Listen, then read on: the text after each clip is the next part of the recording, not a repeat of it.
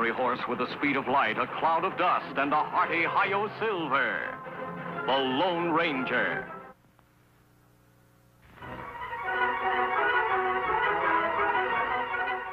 This is a story of one of the most mysterious characters to appear in the early days of the West. He was a fabulous individual, a man whose presence brought fear to the lawless and hope to those who wanted to make this frontier land their home.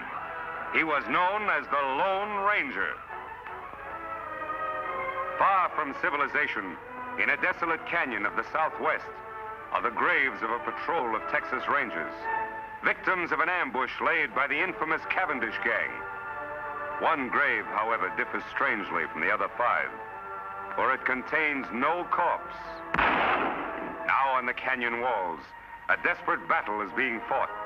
Vince Collins, a member of the Cavendish gang, fights 2 determined men whom he has just tried to betray. One is a masked man, the Lone Ranger, who built the empty grave to conceal the fact that he still lives.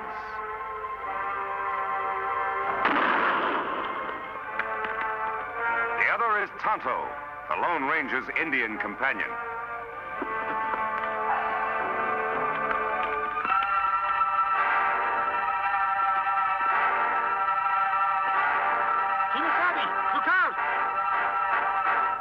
Get you now, Ranger.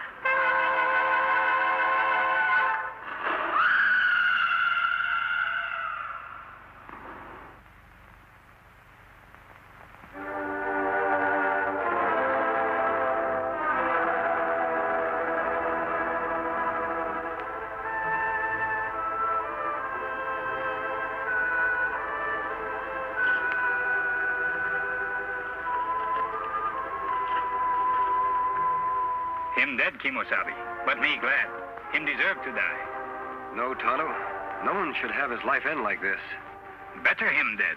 Like White Parsons say, this act of providence. Now no one know you still live. Yes, that is true. A strange act of providence has protected my secret. Me dig grave for him. All right. I'll get Scout ready for travel.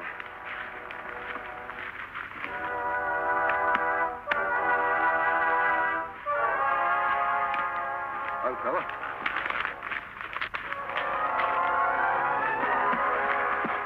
All set, Tonto? Me ready. We go after the rest of Cavendish gang now? As soon as we can. But I've got to get a mount of some sort. We'll head off toward Wild Horse Valley. Here, take Scout. On, boy. For 2 days, the Lone Ranger and Tonto traveled toward the remote valley of Wild Horses, where a particularly sturdy breed of horses lives, unknown and unmolested by the hunters of the West. Later, at the entrance to this valley, the Lone Ranger and Tonto hear sounds of a furious battle. Beyond the rocks in a small glen, they catch a glimpse of a huge buffalo about to gore the life out of a fallen horse. Quickly, the Lone Ranger reaches for his gun. You hit him, Kimosabe. I hope it was soon enough, Tonto.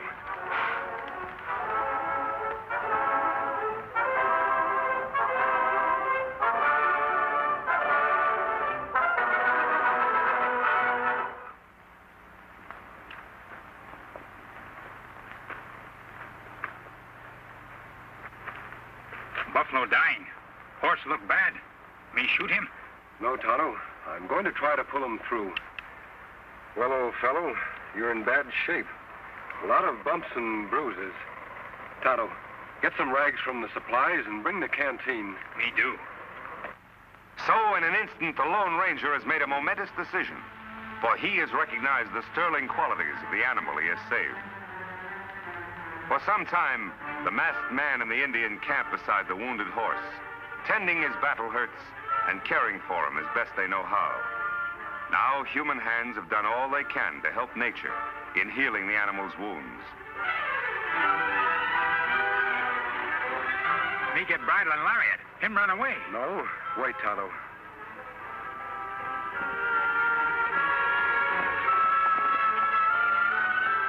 I'd like that horse more than anything in the world. But if he wants to go, he should be free.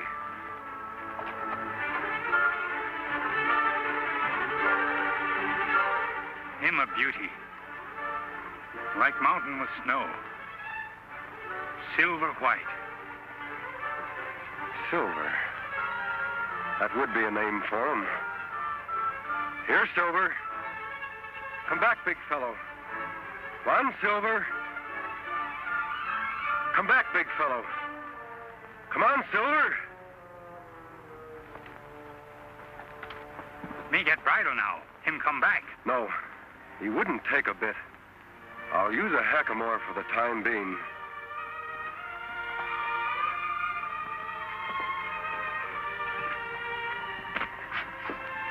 Won't be as strange to his head as a bridle.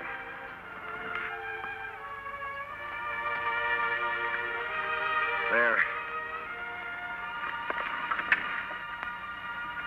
There, Silver. You only knew how we need you. Ooh. Oh, boy. Oh. Oh. Oh, big fellow. Steady.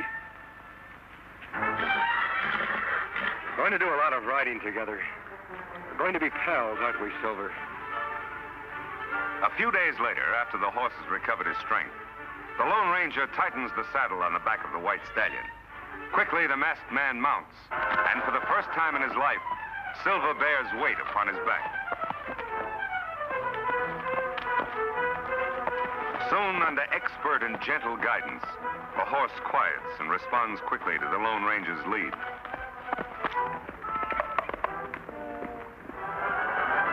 Later, the hackamore is exchanged for a bridle and bit. Here is no conflict between animal and master. Here instead is a partnership between horse and rider. The Lone Ranger and Silver accept each other as equals.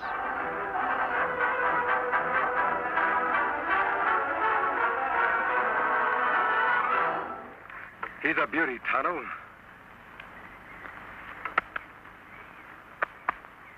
A dream horse if I ever rode one. Him and Scout good friends. Yes, they'll do a lot of riding, side by side. Me got everything packed. Here's saddlebag. Here, blanket. We ride after Cavendish gang now? Yes, Tonto. They were headed toward Colby. Then, too, there's an old-timer there I want to see by the name of Jim Blaine. All right, let's go.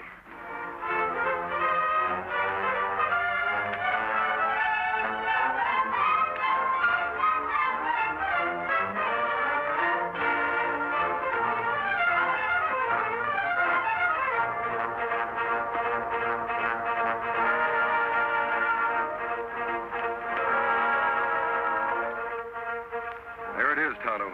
Jim Blaine's place. Look like him got company. We will wait until the caller leaves before we drop in. It's nice seeing you, Judge. Be seeing you next week, Jim. Look, the side of the house.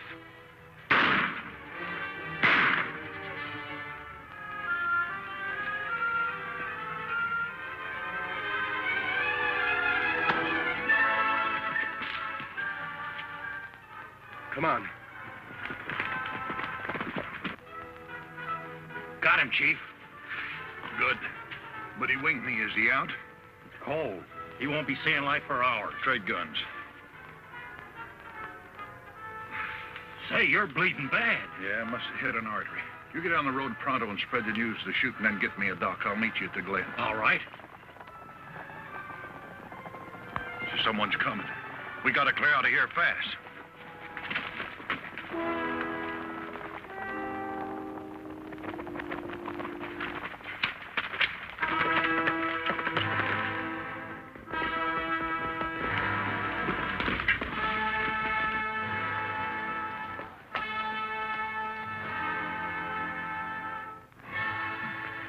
Him dead yonder, Kimosabe. How's Jim? He's had a hard knock. Me thought maybe murderers killed Jim, too. They could have, Tonto. But for some reason, they wanted Jim to be found here alive. He's coming, too. Help me carry him to the porch. So that's why I'm after Cavendish, Jim. The reason for the mask. My real identity is to be kept a secret, known only to the three of us. Well, I'll be hanged. You sure got a job cut out for yourself, Reed. I mean, Lone Ranger. I'll help him any way I can. I was hoping you'd join us, Jim, and live up at our old silver mine. Oh, you're mighty kind to an old ex-ranger who used to nurse me, boy. Sure would like to. Never did like living here trying to farm, only... Only what? Well, I can't run out now with the owner of the bank. Poor old Judge Knox lying dead back there. Folks might think that I did it. Why, they might start blaming me for all the rest of the killings that's going on in town. More murders, Jim? Yes, lots of them. First, it was Lem Peters. He owns a newspaper. Then Biff Anderson, postmaster and telegraph man combined. Then Max Strauss, the hotel man. And a couple others, too. Why, it seems everybody important in Colby is getting shot. The sheriff's plumb going crazy. Did you recognize the man who killed the judge? Couldn't mistake him. It was Butch Cavendish. Now, who you said you're after? Cavendish. He must be doing these killings in Colby for a very special reason. Yeah, but why? Most likely he wanted the murders to look like a local affair. I'm certain, Jim, will upset his plans if you're not around to accept the blame for the judge's death. That old silver mine of ours will be a perfect hideout for you. Yes, it would. By cranky, I guess you're right. It would be best if I became scarce around here for a bit. I'll go along with you. That's fine. How's his knee, Tonto? Leg better now. Good. Help me put Jim on Silver's back.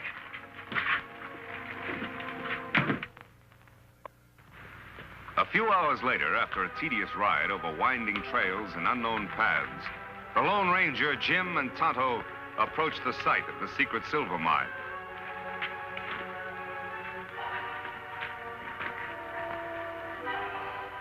This is it, Tonto. Where mine? Don't say it, do you, Injun? Fooled you just like everybody else. Come on, I'll show you.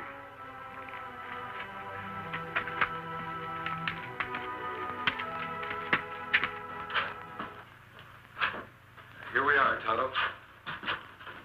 It must have been 10 years ago that my brother, old Jim here, and I discovered the mine and built this shack.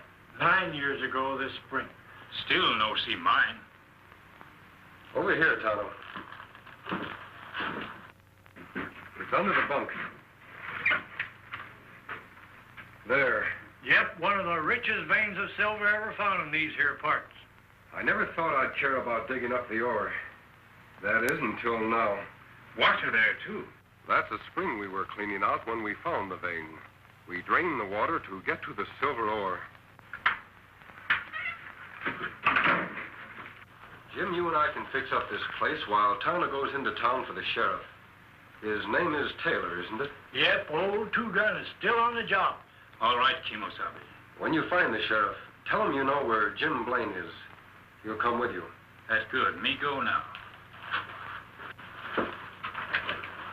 The shack seems to be in pretty good shape. I'll be as snug as a bug.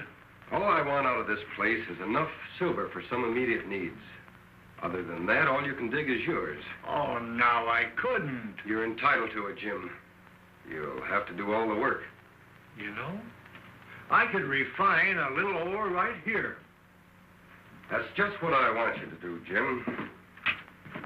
Then in the future, whenever Tonto and I come back here, we can get the pure metal for money and bullets. Bullets? Yes. I want some of the ore cast into silver bullets. Thunderation, what's the matter with lead bullets? They'll kill just as well as... You forget I told you I vowed never to shoot to kill. Silver bullets will serve as sort of a symbol. Tonto suggested the idea. Symbol? Of what? A symbol which means justice by law. I want it to become known to all who see the silver bullets that I live and fight only to see the eventual defeat and the proper punishment by law of every criminal in the West. By criminy, I think you've got something there. And I'll mold you all the silver bullets you want, Ranger. But from what I know about this here country, there'll be an awful lot of silver shot up before you're through. I hope not, Jim. We have a lot of metal here for that purpose. if we need it.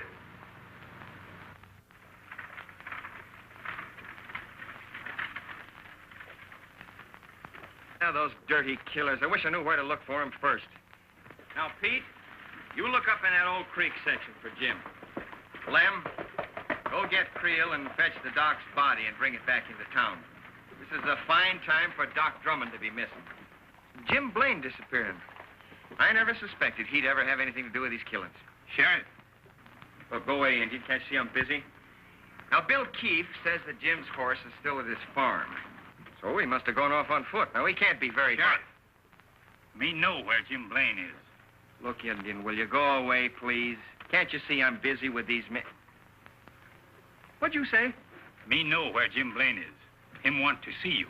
Well, you know where he is. Why didn't you say so? Where is he? Me not tell. What do you mean by that? You just said you knew. You come. Me take you to Jim. Now, wait a minute. How do I know that you know where Jim is? You don't know, but you follow me. Jim want to talk to you about Judge Knox killing. Bet he does, all right. Yeah, and I want to talk to him, too. Hank, you and I are saddle up. We're going to follow this engine. No one come. Only you. Now, look. You don't think I'd be silly enough to go with you alone, do you? Me think so. You brave lawman. Want to solve mystery. Maybe you're right. Well, maybe he's right, huh? How long a ride is it? Not far for tough sheriff. Maybe 2 hours away. All right, Injun. You lead the way. But don't forget, any funny business? Hank, keep an eye on things till I come back. All right, Two-Gun.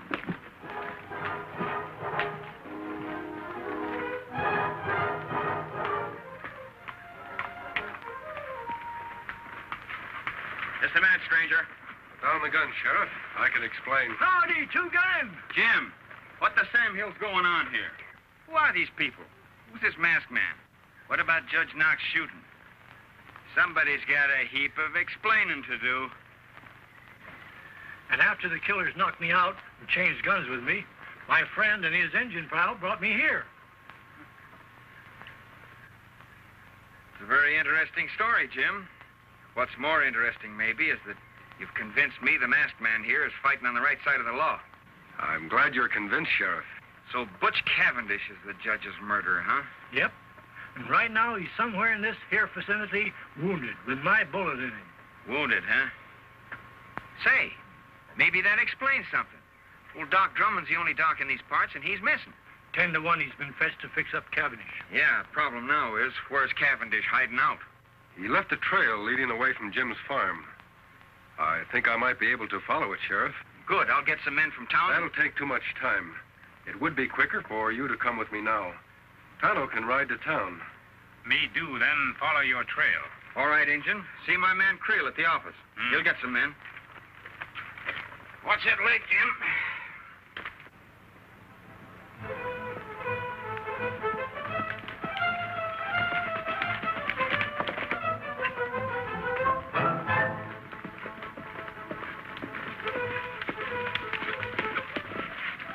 Look here.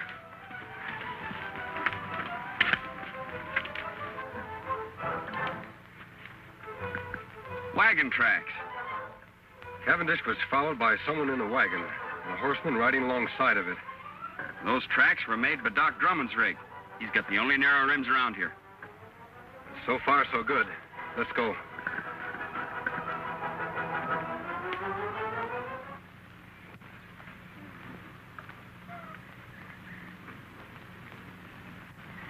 Oh, Doc, take it easy. Well, I'm doing the best I can. There, yes. All right, get on with the bandaging. I'm in a hurry. What's the matter? You scared of something like maybe the sheriff will find us? Why should I be? I'm getting rid of him just like I did everybody else of importance in Colby. You mean to say that you're responsible for all those murders that have happened in the last week? Sure. Might as well let you know. You see, Doc, all the men that have stepped into the vacated positions belong to my organization. It's taken a lot of planning, but we're just about set. I'm taking over Colby.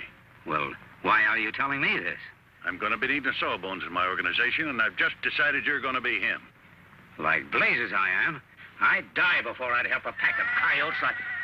What was that? Doggone nag. Think they heard us. Somebody over there. Give me that gun. I'll cover the dock. You boys get over there and find out. Here they come. Take cover.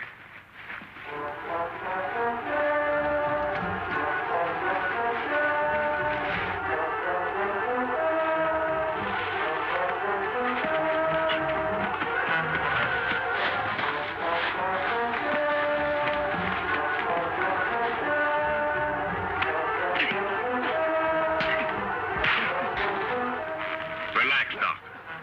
Whatever's going on out there, my man will take care of it.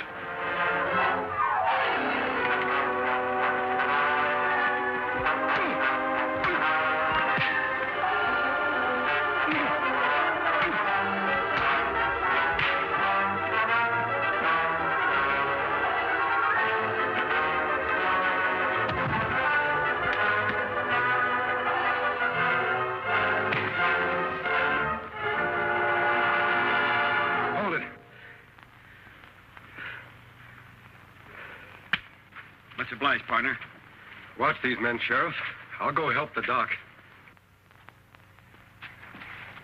Jerry! Pike! What's going on? Answer! You go take a look. I want to find out what's happening. But don't run. I've got this on your back.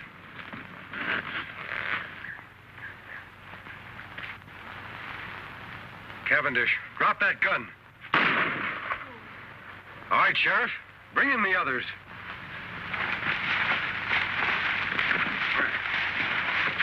You all right, Doc? Yeah, I'm all right.